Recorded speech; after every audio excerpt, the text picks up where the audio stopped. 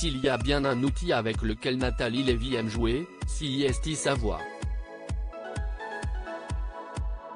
Après avoir commencé sa carrière sur BFM Radio, de 2001 à 2005, la journaliste s'est tournée vers la télévision et notamment vers BFM TV, dès la création de la chaîne en 2005.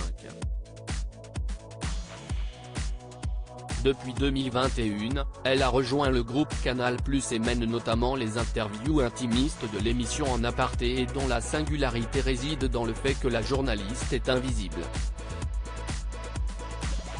En effet, seule sa voix résonne dans la pièce où se trouve l'invité du jour.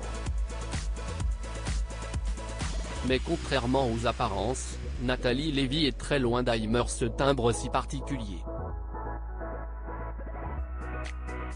Dans un entretien accordé à nos confrères du magazine Closer et paru le 7 avril 2023, la jolie brune de 46 ans a évoqué cette voix qui est pour elle, en réalité, un immense complexe qui la poursuit depuis l'adolescence.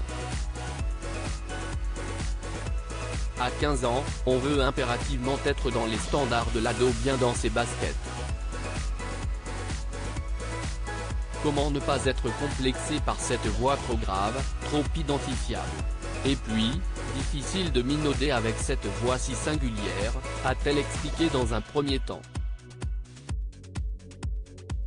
Peu à peu, la jeune fille qu'elle était a alors perdu confiance en elle.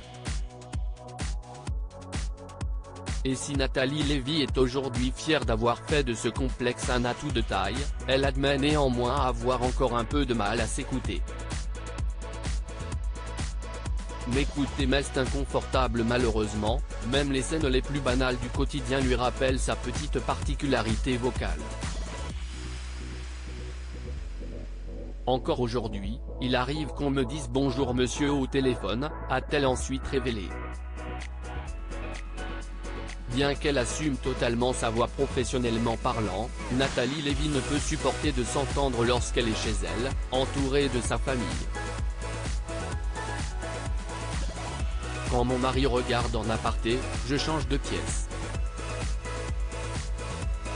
Encore aujourd'hui, m'écouter m'est toujours inconfortable, a-t-elle déploré. Pour rappel, Nathalie Lévy est mariée depuis plusieurs années et a donné naissance à une petite fille dont on ne connaît pas le prénom, le 10 décembre 2012.